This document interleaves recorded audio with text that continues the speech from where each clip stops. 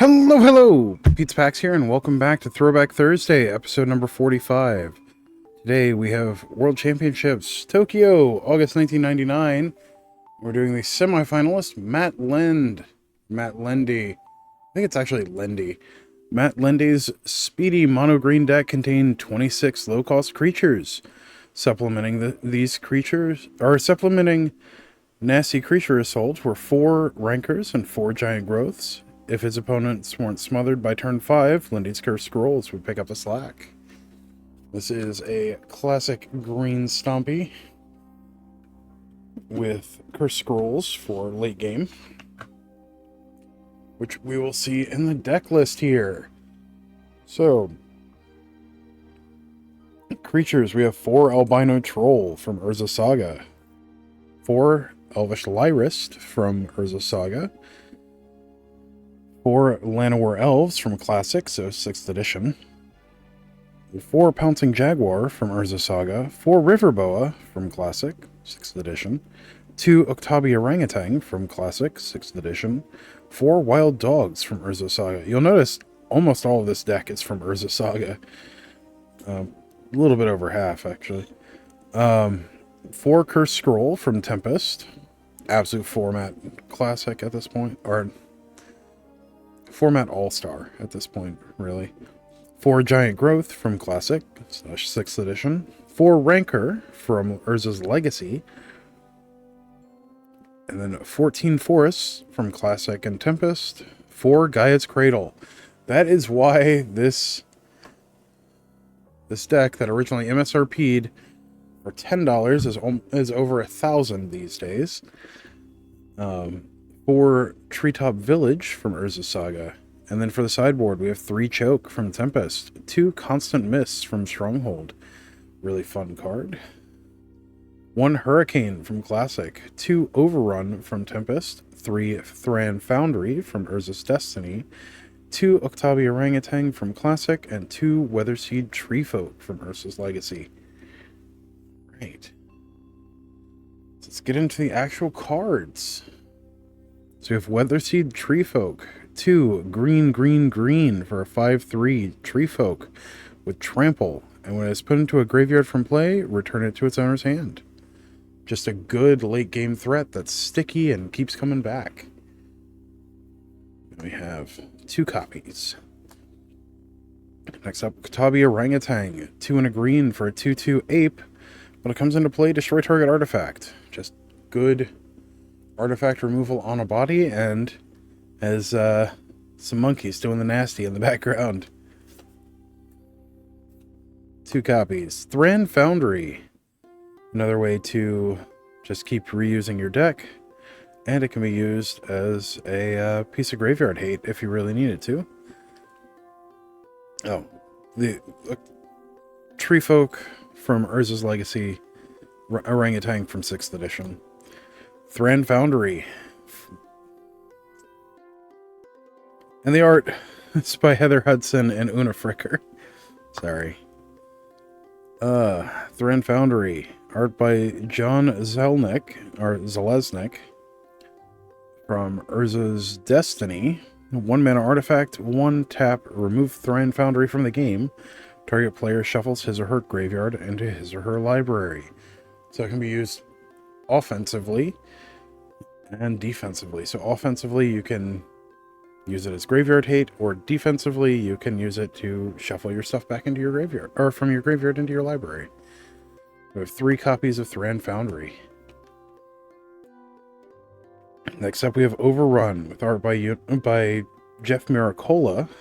2 green sorcery. This is the Tempest printing, of course.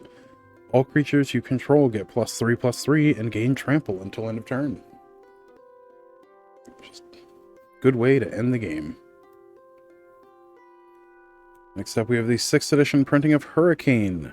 Art by Andrew Robinson. X and a green sorcery. It deals X damage to each creature with flying and to each player. Nice board wipe that can also just close out the game very quickly. Constant Mists from Stronghold. Art by Dermot Power. 1 in a green instant, buyback, sacrifice a land.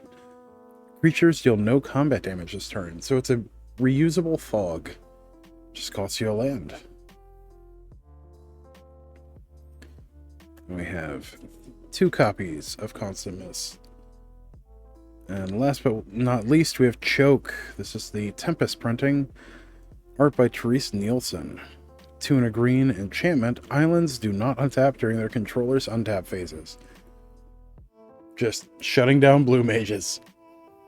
And we have 3 copies of Choke. Alright.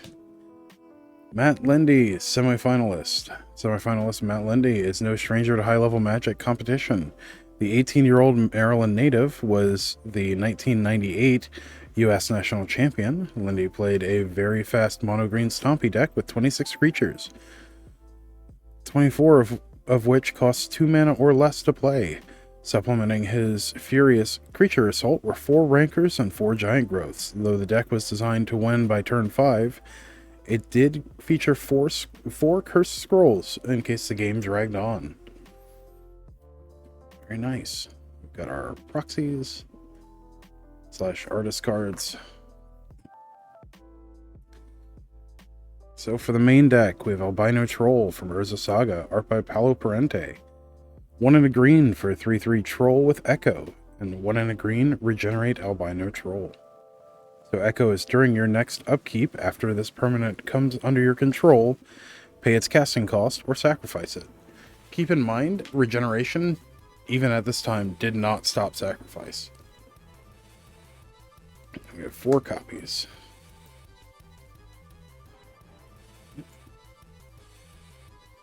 Elvish Lyrist. It's playing a lyre. Urza Saga printing, art by Rebecca Guai. For a green, it's a 1/1 elf. Green, tap and sacrifice it, destroy target enchantment.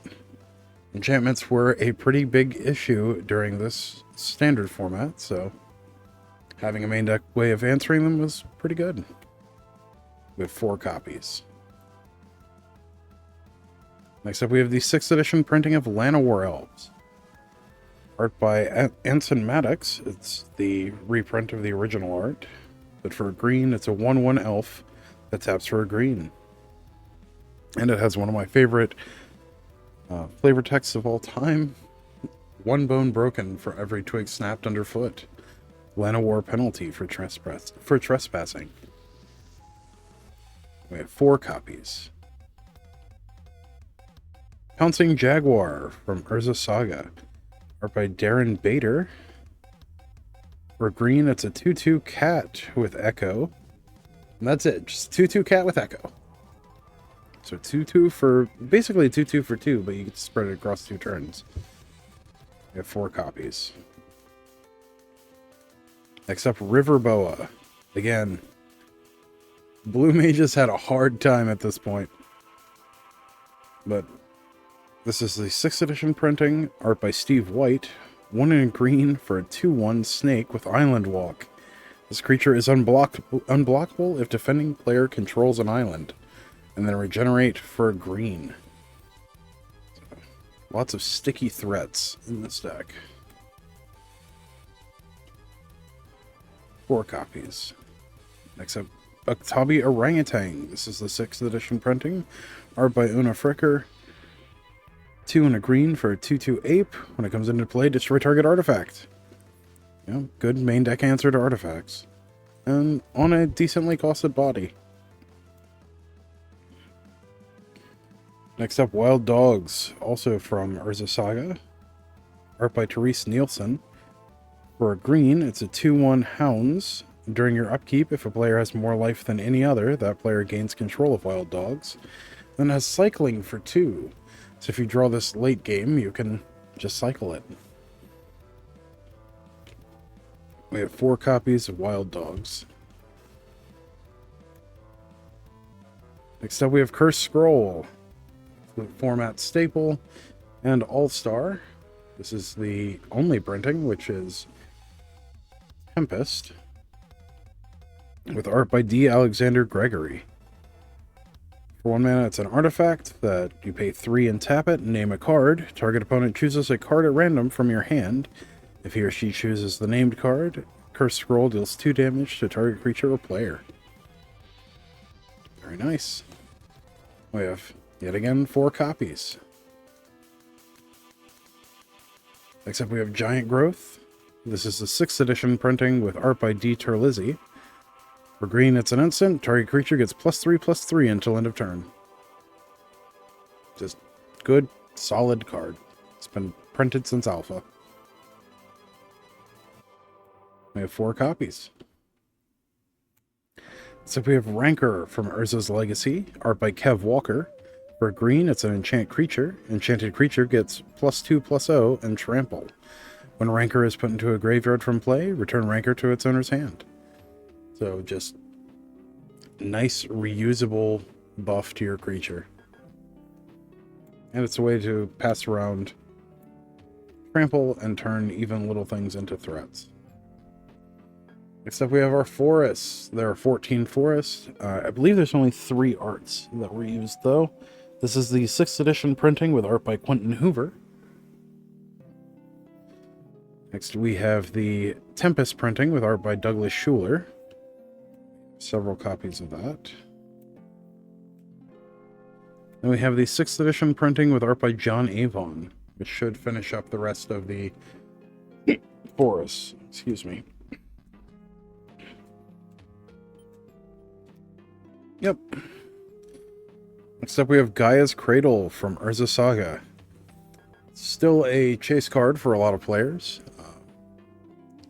This is an unreasonably expensive card for how little play it actually sees. But it's art by Mark Zug.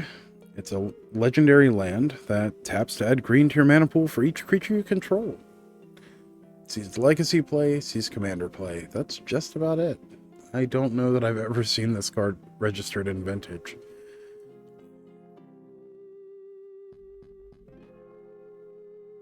Yeah, I'm trying to think of the last time I saw a registered in Vintage. Maybe 20 years ago, when Elves was a viable deck. But we have 4 copies of Gaia's Cradle. Next up, Treetop Village from Urza's Legacy. It's a land that comes into play tapped, taps for a green, and then for 1 and a green, it becomes a 3/3 green creature, which I believe it becomes an ape now. But it becomes a 3/3 green creature with trample until end of turn. It is still a land. We have 4 copies. Oh, and we had 2 more of the blank cards at the back. Alright, that was Matt Linde's Green Stumpy. As always, don't forget to like, share, comment, subscribe, all that good stuff for the algorithm. And until next time, stay awesome. We'll see you in the next one. Thanks. Bye.